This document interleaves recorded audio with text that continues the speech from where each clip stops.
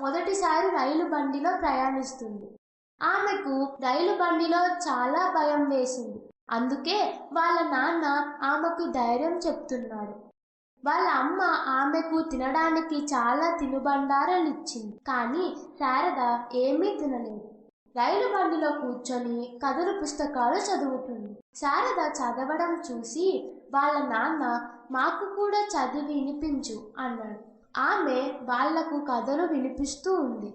కథలు వినిపించడం ఆమెకు ఆనందంగా అనిపించింది.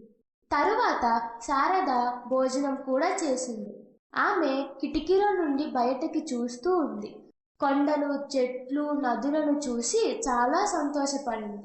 రైలు బండిలో నుండి ఆమె చాలా జంతువులను కూడా చూసింది. ఆమెకిప్పుడు భయం పోయి చాలా సంతోషంగా ఉంది.